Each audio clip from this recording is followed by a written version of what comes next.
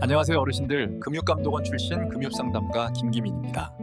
요즘 주변 모임에 나가보면 이런 이야기 많이 들으시죠? 나 삼성전자 사서 돈 좀 벌었어. 요즘 주식 안 하면 바보래. 우리 아들도 ETF로 돈 벌다더라. 그런데 그 이야기를 듣고 집에 돌아오면 마음이 편하십니까? 아니면 이런 생각이 드십니까? 난 하고 있는 거 아니야. 이러다 나만 노후에 벼락거지 되는 거 아니야. 사실 많은 분들이 이 두려움 때문에 밤에 잠을 설칩니다. 남들은 다 돈 버는 것 같은데 나만 뒤처지는 것 같다는 불안감 때문입니다. 그래서 이런 생각을 하게 됩니다. 지금이라도 나도 주식 시작해야 하나? 근데 여기서 정말 중요한 이야기를 하나 드리겠습니다.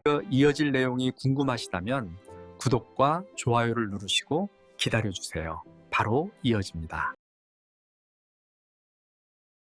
지금부터 설명드릴 내용은 주식을 한 번도 해보지 않은 분들도 이해할 수 있도록 아주 쉽게 설명해드리겠습니다. 다음 이야기에서는 먼저 많은 어르신들이 가지고 있는 주식에 대한 오해부터 하나씩 풀어보겠습니다. 왜 어떤 사람들은 주식을 도박이라고 생각하고 어떤 사람들은 자산을 키우는 방법이라고 말하는지 그 차이부터 차근차근 설명해드리겠습니다. 기초 지식 없이 남들 따라 무턱대고 주식을 시작하면 평생 피땀 흘려 모은 노후 자금이 순식간에 사라질 수도 있습니다. 실제로 주식을 처음 시작한 사람들 가운데 상당수가 아무 준비 없이 시작했다가 돈을 잃는 경우가 많습니다. 그래서 오늘 이 영상에서는 절대 어려운 이야기를 하지 않겠습니다. 어르신들도 쉽게 이해할 수 있는 쉬운 설명으로 왜 지금 시대에 어르신들도 투자를 알아야 하는지 정말 기초부터 차근차근 설명해드리겠습니다. 특히 후반부에는 요즘 어르신들의 노후 자금을 노리고 접근하는 주식 사기도 많기 때문에 어떤 것은 절대 하면 안 되는지도 꼭 알려드리겠습니다. 오늘 이 영상 하나만 끝까지 보셔도 최소한 남들에게 속아서 돈을 잃는 일은 없을 것입니다. 그럼 시작해보겠습니다. 어르신들, 먼저 아주 쉬운 이야기부터 하나 해보겠습니다. 예전에 라면 한 봉지 얼마였는지 기억나십니까? 많은 분들이 예전에 라면이 500원 정도 했지 이렇게 말씀하십니다. 그런데 지금 마트에 가보면 라면 한 봉지가 1,000원이 넘는 경우가 많습니다. 어떤 제품은 1,500원, 2,000원 가까이 하기도 합니다. 불과 몇십 년 사이에 가격이 2배, 3배 가까이 올라간 것입니다. 여기서 아주 중요한 사실 하나를 꼭 기억하셔야 합니다. 물건값이 오른 것처럼 보이지만 사실은 내 돈의 힘이 약해진 것입니다. 예전에 10,000원으로 살 수 있었던 물건이 이제는 10,000원으로는 부족해졌다는 뜻입니다. 이것을 어려운 말로 인플레이션이라고 합니다. 인플레이션이라는 말이 어렵게 들리지만 아주 쉽게 생각하시면 됩니다. 시간이 지날수록 돈의 힘이 점점 약해지는 현상입니다. 마치 풍선이 조금씩 바람이 빠지듯이 내 돈의 가치도 조금씩 줄어드는 것입니다. 예를 들어 보겠습니다. 예전에 10,000원이면 동네 분식점에서 김밥도 먹고 라면도 먹고 음료수까지 마실 수 있었습니다. 그런데 지금은 10,000원 가지고는 김밥과 라면만 먹어도 돈이 거의 다 나갑니다. 같은 10,000원인데 살 수 있는 것이 줄어든 것입니다. 마트에 가서 장을 보실 때도 느끼실 겁니다. 예전에 장바구니 하나 가득 채우던 돈으로 이제는 절반도 채우기 어렵습니다.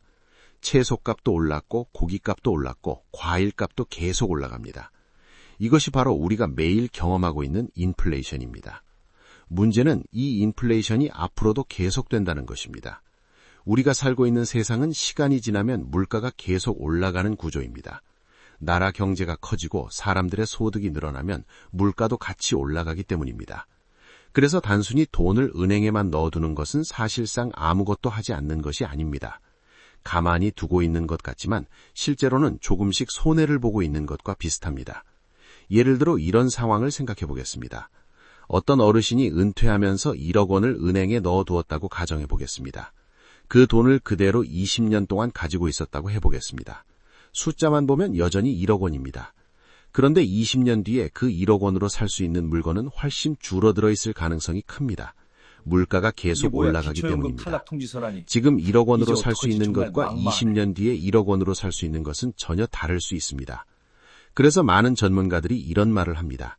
현금을 그냥 들고 있는 것은 눈에 보이지 않는 세금을 내는 것과 비슷하다고 말합니다. 바로 물가 상승이라는 세금입니다. 어르신들께서 살아오신 시대에는 은행 이자가 아주 높았던 시절도 있었습니다. 예전에 정기예금 금리가 10%가 넘던 시절도 있었습니다. 그때는 은행에 돈만 넣어두어도 돈이 잘 불어났습니다. 하지만 지금은 상황이 완전히 달라졌습니다. 은행 금리는 예전처럼 높지 않습니다. 물가가 오르는 속도를 따라가기 어려운 경우도 많습니다. 그래서 이제는 단순히 돈을 모으는 것만으로는 노후를 지키기가 점점 어려워지고 있습니다. 특히 요즘은 평균 수명이 계속 길어지고 있습니다. 예전에는 60, 70 정도면 인생의 마지막을 준비하는 시기라고 생각했습니다. 하지만 지금은 80, 90까지 사시는 분들이 정말 많습니다. 100세까지 사는 것도 더 이상 드문 일이 아닙니다. 이것을 우리가 흔히 100세 시대라고 부릅니다. 문제는 여기서 생깁니다. 은퇴 이후에 살아야 할 시간이 생각보다 훨씬 길어졌다는 것입니다. 예를 들어 65세 은퇴를 하셨다고 가정해 보겠습니다. 그 이후에 20해, 30해를 더 살아야 할 수도 있습니다. 그러면 그 긴 시간 동안 생활비는 어디서 나올까요? 연금이 조금 나오고 모아둔 돈이 조금 있을 것입니다. 하지만 물가는 계속 오르고 있습니다. 병원비도 늘어날 수 있습니다. 예상하지 못한 지출도 생길 수 있습니다. 그래서 요즘 많은 어르신들이 이런 걱정을 하십니다. 내가 준비한 돈으로 끝까지 버틸 수 있을까? 이 걱정은 아주 현실적인 걱정입니다. 괜히 겁을 내는 것이 아닙니다. 실제로 많은 분들이 노후 자금이 생각보다 빨리 줄어드는 경험을 하고 있기 때문입니다. 그래서 여기서 아주 중요한 개념이 하나 등장합니다. 바로 돈이 돈을 벌어주는 구조입니다. 우리가 젊을 때는 몸으로 돈을 벌었습니다. 회사에 다니고 장사를 하고 일을 하면서 월급이나 수입을 만들었습니다. 하지만 나이가 들면 예전처럼 일을 많이 하기 쉽지 않습니다. 그래서 이제는 돈이 대신 일을 하도록 만들어야 합니다. 내가 쉬고 있을 때에도, 내가 잠을 자고 있을 때에도 내 돈이 조금씩 일을 해서 새로운 돈을 만들어주는 구조가 필요합니다. 이것이 바로 투자를 배우는 이유입니다. 투자는 무조건 큰 돈을 벌기 위한 것이 아닙니다. 옆집 김영감이 삼성전자 사서 2배 벌었다는 이야기를 따라하기 위해서 하는 것도 아닙니다. 투자의 가장 중요한 목적은 내 돈의 가치를 지키는 것입니다. 물가가 올라가도 내 자산이 같이 올라갈 수 있도록 만드는 것입니다. 그래야만 긴 노후를 자식들에게 의지하지 않고 스스로 살아갈 수 있습니다. 여행도 다니고 맛있는 것도 사 먹고 병원비 걱정도 덜하면서 당당하게 노후를 보내실 수 있습니다. 그래서 오늘 이 영상에서는 어떻게 하면 큰 돈을 벌 수 있는가 같은 이야기를 하지 않겠습니다. 대신 어떻게 하면 내 돈을 지키면서 천천히 늘려갈 수 있는가, 이 기초를 차근차근 알려드리려고 합니다. 어르신들, 아마 지금 이 영상을 보시면서 이런 생각을 하시는 분들도 계실 겁니다. 나는 주식 같은 건 절대 안 한다. 주식은 위험하다. 주식은 도박이다. 사실 이런 생각을 하시는 것이 전혀 이상한 일이 아닙니다. 왜냐하면 지금 60대, 70대 어르신들이 살아오신 시대에는 실제로 주식으로 큰 피해를 본 사람들을 많이 보셨기 때문입니다. 예전에 이런 이야기 많이 들으셨을 겁니다. 어떤 사람이 주식으로 돈을 벌었다는 이야기가 아니라 오히려 집을 팔고 빚까지 져서 주식을 하다가 전 재산을 날렸다는 이야기 말입니다. 심지어 가정이 무너지고 가족들이 큰 고통을 겪었다는 이야기도 있었습니다. 그래서 많은 어르신들께서는 주식은 손대면 안 되는 것이라고 생각하시게 된 것입니다. 그런데 여기서 아주 중요한 사실이 하나 있습니다. 그때 문제가 되었던 것은 주식이라는 제도 자체가 아니라 주식을 도박처럼 했던 방식이었습니다. 예를 들어 보겠습니다. 경마장에 가서 말이 이길지 질지 맞추는 것처럼 오늘 이 주식이 오를지 내릴지 맞추려고 돈을 걸면 그것은 투자라기보다 도박에 가깝습니다. 어떤 사람의 말만 믿고 어디서 들은 소문만 믿고 큰 돈을 한 번에 넣는 것도 마찬가지입니다. 하지만 원래 주식의 본래 의미는 전혀 다른 것입니다. 주식이라는 것은 쉽게 말해 회사의 조각을 사는 것입니다. 조금 더 쉽게 설명해 보겠습니다. 어떤 회사가 있다고 생각해 보겠습니다. 예를 들어 삼성전자라는 회사가 있습니다. 이 회사는 혼자서 운영하는 가게가 아니라 아주 많은 사람들이 돈을 모아서 만든 큰 기업입니다. 이 회사가 사업을 더 크게 하기 위해 돈이 필요할 때 사람들에게 회사의 일부를 나누어 판매합니다. 그 조각을 바로 주식이라고 부릅니다. 그래서 우리가 삼성전자 주식을 산다는 것은 단순히 종이를 사는 것이 아닙니다.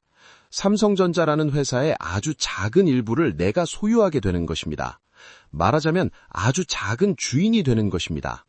그래서 회사가 잘 되면 그 회사의 가치도 올라가고 내가 가지고 있는 주식의 가치도 올라가게 됩니다. 반대로 회사가 어려워지면 주식의 가격도 떨어질 수 있습니다. 이렇게 보면 주식은 도박이라기보다 회사와 함께 성장하는 것에 더 가깝습니다. 자, 이제 여기서 또 하나 중요한 것을 설명해 드리겠습니다. 바로 주식 시장입니다.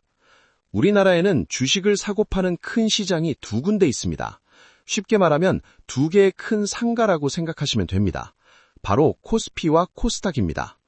먼저 코스피라는 시장이 있습니다.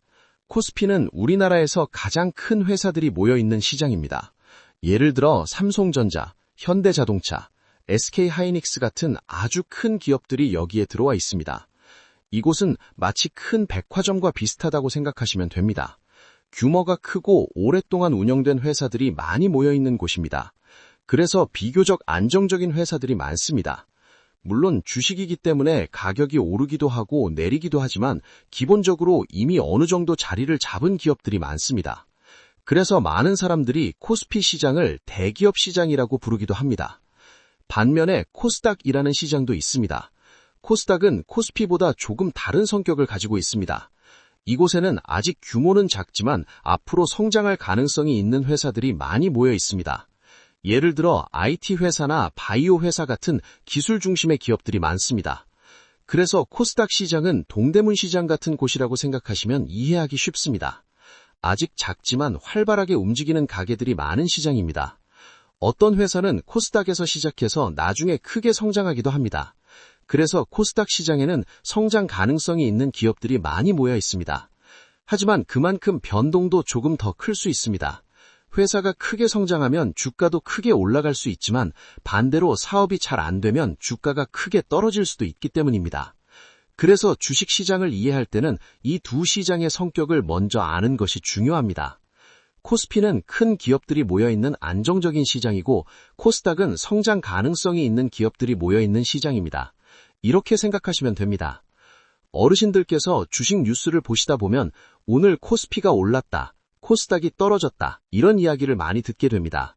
이것은 개별 회사 이야기가 아니라 전체 시장의 분위기를 말하는 것입니다. 예를 들어 코스피 지수가 올랐다는 것은 코스피에 있는 많은 회사들의 주가가 전반적으로 올라갔다는 의미입니다.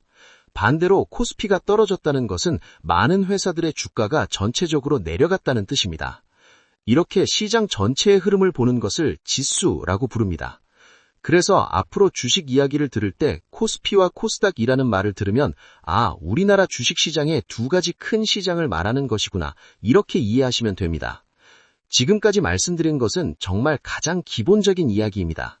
하지만 이 기본을 이해하고 시작하는 것과 아무것도 모르고 시작하는 것은 큰 차이가 있습니다.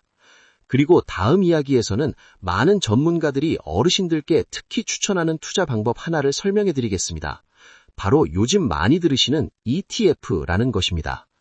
이 ETF는 주식을 처음 시작하는 분들도 비교적 쉽게 이해할 수 있는 투자 방법입니다. 이제 이 ETF가 무엇인지 과일 바구니에 비유해서 설명드릴 것이니 편안하고 재미있게 들으시면 됩니다. 자, 이제 많은 분들이 가장 궁금해하는 이야기를 해보겠습니다. 앞에서 코스피와 코스닥 이야기를 들으시고 이런 생각이 드셨을 수도 있습니다. 그래서 결국 어떤 주식을 사야 하는 거지? 주식을 처음 시작하는 분들이 가장 많이 하는 고민이 바로 이것입니다. 예를 들어 보겠습니다. 뉴스에서는 삼성전자 이야기가 나오고 또 어떤 날은 SK하이닉스가 좋다고 합니다. 또 어떤 사람은 반도체 회사가 앞으로 유망하다고 이야기합니다. 그러면 이런 생각이 들 수 있습니다. 삼성전자도 좋아 보이고 SK하이닉스도 좋아 보이고 다른 반도체 회사들도 좋아 보이는데 다 사면 좋겠는데 돈이 부족하네. 이럴 때 아주 좋은 방법이 하나 있습니다. 바로 ETF라는 것입니다. ETF라는 말이 처음 들으면 조금 어렵게 느껴질 수 있습니다. 하지만 사실은 아주 단순한 개념입니다. 어르신들께서 이해하시기 쉽도록 제가 과일 바구니로 설명을 해보겠습니다. 마트에 가면 과일을 한 종류만 파는 것이 아니라 여러 과일을 한 바구니에 담아놓은 선물 세트가 있습니다. 사과도 들어있고 배도 들어있고 포도도 들어있고 귤도 들어있습니다. 이렇게 여러 과일이 한 바구니에 담겨있는 세트를 한 번에 사는 것입니다. ETF가 바로 이런 개념입니다. 예를 들어 반도체 ETF라는 것이 있다고 생각해 보겠습니다. 이 바구니 안에는 삼성전자도 들어있고 SK하이닉스도 들어있고 다른 반도체 회사들도 함께 들어있습니다. 사과가 삼성전자라고 생각해 보겠습니다. 배는 SK하이닉스입니다. 포도는 다른 반도체 회사들입니다. 이렇게 여러 회사가 한 바구니에 담겨 있는 것입니다. 그래서 내가 ETF 하나를 사면 여러 회사에 동시에 투자하는 것과 비슷한 효과가 생깁니다. 이것이 왜 좋은지 한번 생각해 보겠습니다. 만약 내가 사과 농사만 하는 농부라고 생각해 보겠습니다. 그런데 그 해에 사과 농사가 잘 안 되면 어떻게 될까요? 수입이 크게 줄어들 것입니다. 하지만 사과도 키우고 배도 키우고 포도도 키우고 귤도 키우는 농부라면 상황이 달라집니다. 사과 농사가 조금 안 되어도 다른 과일 농사가 잘 되면 전체 수입은 크게 흔들리지 않습니다. ETF도 바로 이런 원리입니다. 어떤 회사가 잠깐 어려워질 수도 있습니다. 하지만 다른 회사들이 잘 되면 전체 바구니는 크게 흔들리지 않습니다. 그래서 이것을 어려운 말로 분산 투자라고 합니다. 한 곳에만 돈을 몰아서 넣지 않고 여러 곳에 나누어 넣는 것입니다. 특히 주식을 처음 시작하는 분들에게는 이런 방식이 훨씬 부담이 적습니다. 한 회사만 샀다가 크게 떨어지는 상황을 줄일 수 있기 때문입니다. 그래서 많은 전문가들이 주식을 처음 시작하는 분들에게 ETF를 먼저 공부해보라고 이야기합니다. 그리고 ETF는 종류도 아주 다양합니다. 예를 들어 우리나라 전체 시장에 투자하는 ETF도 있습니다. 반도체 회사들만 모아놓은 ETF도 있습니다. 배당을 많이 주는 회사들만 모아놓은 ETF도 있습니다. 심지어 금 가격을 따라가는 ETF도 있습니다. 그래서 투자자들은 자신이 관심 있는 분야의 ETF를 선택해서 투자하기도 합니다. 그런데 여기서 또 한 가지 중요한 이야기를 드리겠습니다. 어르신들께서 반드시 주식을 해야 한다는 뜻은 아닙니다. 투자를 하지 않더라도 이런 기본적인 상식은 알고 계시는 것이 좋습니다. 왜냐하면 요즘 세상에서는 주식 이야기가 우리 생활과 아주 가까워졌기 때문입니다. 뉴스를 봐도 주식 이야기가 나오고 은행에 가도 주식 이야기가 나오고 심지어 동네 모임에 가도 이런 이야기를 하는 경우가 많습니다. 예를 들어 친구분이 이런 말을 할 수도 있습니다. 요즘 ETF가 좋다던데? 나는 반도체 ETF 조금 샀어. 코스피 ETF가 안정적이라더라? 이런 이야기를 들었을 때 전혀 모르면 대화에 끼기가 어렵습니다. 그렇다고 해서 괜히 아는 척하기도 어렵습니다. 그러다 보면 자연스럽게 그 모임이 조금 불편해질 수도 있습니다. 사람은 누구나 자기가 모르는 이야기가 계속 나오면 점점 말수가 줄어들고 그 자리가 재미없어지기 때문입니다. 그래서 요즘은 투자를 하지 않더라도 이런 기본적인 경제 상식을 알고 있는 것이 생활에도 도움이 됩니다. 뉴스를 볼 때도 이해가 되고 주변 사람들과 이야기를 할 때도 자연스럽게 대화에 참여할 수 있습니다. 그리고 무엇보다 중요한 것은 이런 기본적인 상식을 알고 있으면 누군가가 이상한 투자 이야기를 할 때도 쉽게 속지 않는다는 점입니다. 무조건 10배 오른다. 이 종목은 절대 안 떨어진다. 이런 말이 얼마나 위험한 말인지 스스로 판단할 수 있게 됩니다.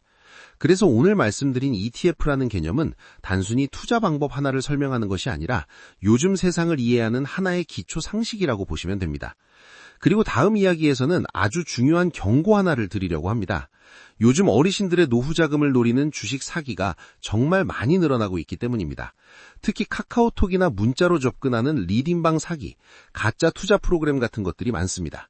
이제 어떤 것이 사기이고 무엇을 절대 하면 안 되는지 꼭 기억해야 할 중요한 내용을 말씀드리겠습니다. 어르신들, 지금부터 드리는 이야기는 오늘 영상에서 가장 무섭지만 가장 꼭 알아야 하는 내용입니다.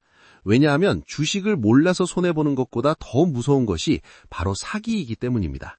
최근 금융감독원은 가짜 주식 거래 앱 설치를 유도하는 투자 사기에 대해 소비자 경보를 냈고 2026년 2월에도 친숙한 컨텐츠로 접근해 가짜 앱을 깔게 한 뒤 소액 수익을 보여주고 나중에는 수수료와 세금 명목으로 추가 입금을 뜯어내는 신종 불법 리딩방 수법을 다시 경고했습니다. 제도권 금융회사는 보통 1:1 채팅방에서 투자 권유를 하지 않으며 출처를 알 수 없는 앱 설치를 유도하면 투자 사기를 의심하라고 했습니다. 예를 들어 보겠습니다. 71살 박만수 어르신이 있다고 해보겠습니다. 이분은 평생 성실하게 일해서 은퇴자금 1억 원을 모아두셨습니다. 어느 날 카카오톡으로 이런 메시지가 옵니다. 어르신, 무료로 종목 추천해드립니다. 요즘 반도체주로 큰 수익 나는 방입니다. 입장만 하셔도 오늘 급등주 알려드립니다. 처음에는 그냥 지우려다가 요즘 모임에 나가면 다들 주식 이야기만 하니 마음이 흔들립니다. 나만 뒤처지는 것 같고 나만 모르는 것 같고 이러다 정말 나만 벼락거지 되는 것 아닌가 싶은 마음이 드는 것입니다. 바로 그 불안한 마음을 사기꾼들이 파고드는 것입니다. 박만수 어르신이 방에 들어가 보니 사람들이 계속 이런 말을 합니다. 선생님 덕분에 또 먹었습니다. 오늘도 15% 수익 감사합니다. 역시 전문가님 따라가니 다르네요. 방 안 분위기는 아주 뜨겁습니다. 마치 나만 빼고 전부 돈을 벌고 있는 것처럼 느껴집니다. 그런데 여기서 중요한 것이 있습니다. 이런 방안의 대화는 실제 피해자일 수도 있지만 사기 조직이 심어놓은 가짜 사람일 가능성도 큽니다. 금융감독원도 온라인 기사, 블로그, 게시글 같은 정보가 허위로 조작될 수 있으니 항상 주의하라고 밝혔습니다. 그 다음 사기꾼은 이렇게 말합니다. 일반 증권 앱으로는 안 됩니다. 이 종목은 기관 전용으로 들어가야 합니다. 수익률이 높은 전용 앱을 따로 깔아야 합니다. 그러면서 링크 하나를 보냅니다. 박만수 어르신은 그 링크를 눌러 휴대폰에 앱을 깝니다. 보기에는 멀쩡합니다. 이름도 그럴듯하고 화면도 진짜 증권사 앱처럼 보입니다. 실제로 금감원이 경고한 사례에서도 불법업자들은 정상 금융투자 플랫폼처럼 보이게 가짜 앱을 만들었고 이걸 어르신들 핸드폰에 깔아서 어르신들을 속였습니다. 이제 사기꾼은 처음부터 큰 돈을 요구하지 않습니다. 처음이시니까 10만 원만 해보세요. 20만 원만 넣고 수익 나는지 보시죠. 이렇게 아주 작은 돈으로 시작하게 합니다. 금감원이 공개한 수법도 처음에는 10만 원에서 20만 원 정도의 소액 투자를 유도한 뒤 앱 화면에서 수십 배 수익이 나는 것처럼 조작하고 일부 금액은 실제로 출금해주며 신뢰를 쌓는 방식이었습니다. 박만수 어르신도 며칠 뒤 앱을 보니 20만 원이 38만 원이 되어 있습니다. 출금도 조금 됩니다. 그러면 마음이 완전히 무너집니다. 진짜네. 이 사람들 실력이 있네. 내가 괜히 의심했네. 바로 여기서부터 본격적인 사기가 시작됩니다. 그 다음부터는 금액이 커집니다. 지금이 기회입니다. 큰 손들은 오늘 3천만 원 들어갔습니다. 이번 종목은 상장 전에 잡아야 합니다. 이렇게 재촉합니다. 박만수 어르신은 적금 해지한 돈, 퇴직금 일부, 통장에 있던 생활비까지 조금씩 보냅니다. 앱 화면에는 수익이 계속 쌓입니다. 1,000만 원이 1,500만 원이 되고 3천만 원이 5천만 원처럼 보입니다. 실제로는 거래가 된 것이 아니라 화면 숫자만 바뀌는 것인데 사람은 눈에 보이면 믿게 됩니다. 최근에도 가짜 앱 화면의 수익률 7,700%, 1억 원이 77억 원처럼 조작된 사례가 보도됐고 금감원 소비자경보도 투자자가 더 큰 돈을 넣으면 앱상 수익이 계속 발생하는 것처럼 조작해 지속 입금을 유도한다고 설명했습니다. 이제 피해자는 욕심보다도 확신이 생깁니다. 내가 드디어 돈 버는 길을 찾았구나. 그래서 인출을 하려고 합니다. 바로 그 순간 사기꾼의 진짜 얼굴이 나옵니다. 수익금 인출 전 세금을 먼저 내셔야 합니다. 해외 투자라서 보증금이 필요합니다. 출금 수수료 10%를 먼저 입금하셔야 합니다. 대출로 투자하셨으니 상환 확인이 먼저 되어야 합니다. 실제로 금감원은 투자자가 인출을 요청하면 대출금 상환, 수수료 납부, 세금 이슈 등을 핑계로 추가 자금을 편취한다고 경고했습니다. 최근 보도에서도 피해자가 인출을 시도하자 세금과 수수료 명목으로 거액을 더 보냈다가 결국 사이트가 폐쇄되고 운영진이 잠적한 사례가 소개됐습니다. 여기서 어르신들이 꼭 기억하셔야 할 말이 있습니다. 정상적인 금융회사에서 수익금을 찾는데 개인 계좌로 세금이나 수수료를 먼저 보내라고 하는 일은 매우 비정상적입니다. 특히 내 이름의 증권 계좌가 아니라 남의 계좌, 처음 보는 법인 계좌, 개인 이름 통장으로 입금하라고 하면 거의 사기라고 생각하셔야 합니다.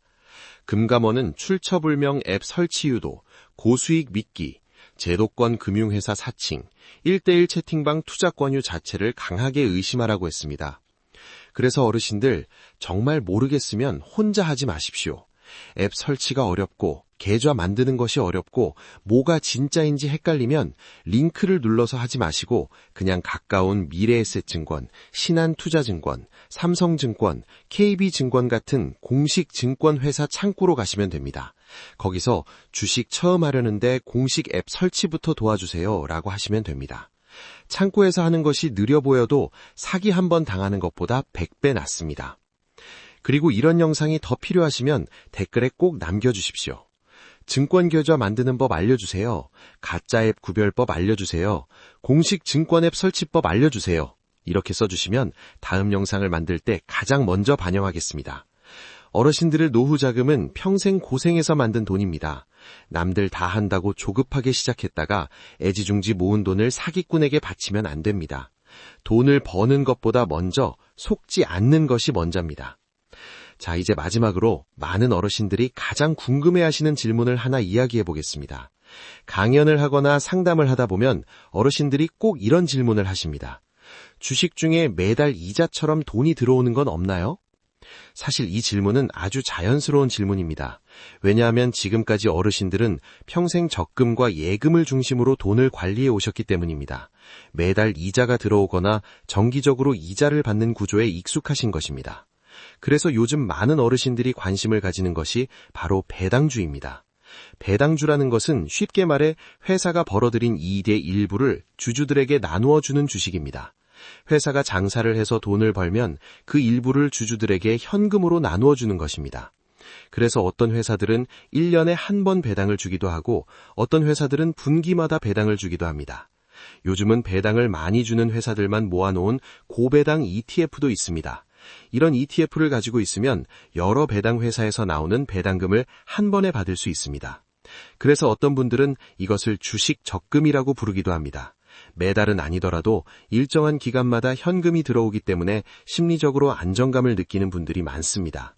하지만 여기서 꼭 알아야 할 중요한 점이 하나 있습니다.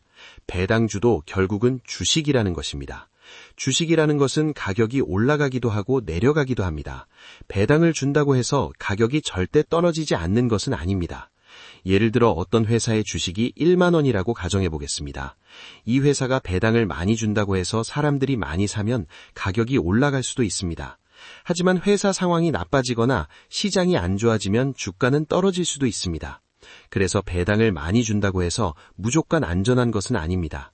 특히 주가가 많이 떨어졌는데 배당률만 높아 보이는 경우도 있습니다. 이것을 배당률의 착시라고 부르기도 합니다. 그래서 배당 투자도 반드시 분산해서 하는 것이 중요합니다. 그리고 어르신들께 꼭 드리고 싶은 말씀이 하나 더 있습니다. 요즘 주식시장이 좋다고 해서 전 재산을 주식에 넣는 것은 절대 좋은 방법이 아닙니다. 투자에서 가장 중요한 것은 분산입니다. 어렵게 생각하실 필요 없습니다. 아주 간단하게 4가지로 나누시면 됩니다. 금, 주식, 현금, 부동산, 이 4가지로 자산을 나누는 것입니다. 예를 들어 경제가 좋을 때는 주식이 올라갈 수 있습니다. 하지만 경제가 불안할 때는 금이 올라가는 경우도 많습니다. 또 갑자기 급하게 돈이 필요할 때는 현금이 있어야 합니다. 부동산은 장기적으로 안정적인 자산이 될 수도 있습니다. 이렇게 여러 자산을 나누어 가지고 있으면 어느 하나가 흔들려도 전체 자산이 크게 흔들리지 않습니다.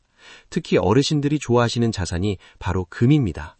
어르신들께서는 금 하면 대부분 이런 모습을 떠올리십니다. 금목걸이, 금반지, 골드바, 금두꺼비 같은 것 말입니다. 실제로 예전에는 금을 이런 방식으로 많이 보관했습니다. 하지만 요즘은 금을 꼭 실물로 가지고 있지 않아도 투자할 수 있는 방법이 있습니다. 바로 금 ETF입니다. 금 ETF는 금 가격을 따라 움직이는 상품입니다. 쉽게 말해 금을 직접 사서 보관하는 것과 비슷한 효과를 내는 투자입니다.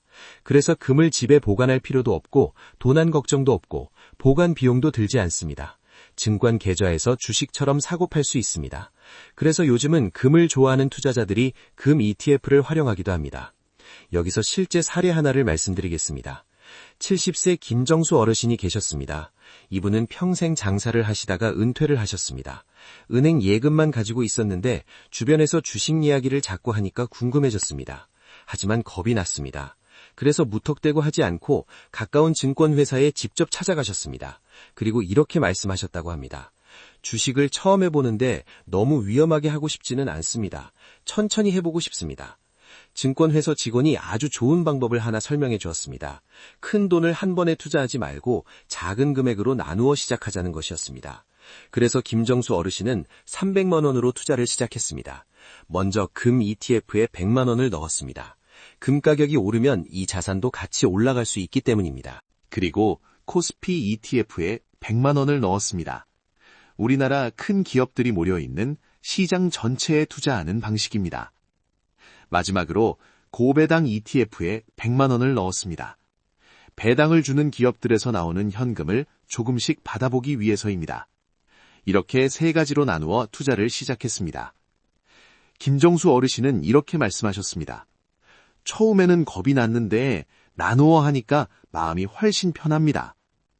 이 방법의 가장 큰 장점은 바로 마음이 편하다는 것입니다. 투자는 숫자보다 마음이 더 중요합니다. 밤에 잠이 안 올 정도로 불안하면 그것은 좋은 투자가 아닙니다. 어르신들, 마지막으로 꼭 드리고 싶은 말씀이 있습니다. 오늘 이야기를 들으시고 그래, 나도 한번 주식을 해볼까? 이런 생각이 드셨다면 딱 한 가지만 기억하시면 됩니다. 절대로 처음부터 큰 돈을 넣지 마십시오. 많은 분들이 처음 시작할 때 가장 크게 실수하는 것이 바로 이것입니다. 주변에서 누가 돈을 벌었다는 이야기를 들으면 마음이 급해집니다. 그래서 갑자기 큰 돈을 넣어버리는 경우가 많습니다. 하지만 주식은 그렇게 시작하는 것이 아닙니다. 주식 시장은 올라갈 때도 있지만 내려갈 때도 있습니다. 하루에도 가격이 오르기도 하고 떨어지기도 합니다. 이것을 어려운 말로 변동성이라고 합니다. 그래서 처음부터 큰 돈이 들어가 있으면 작은 움직임에도 마음이 크게 흔들립니다.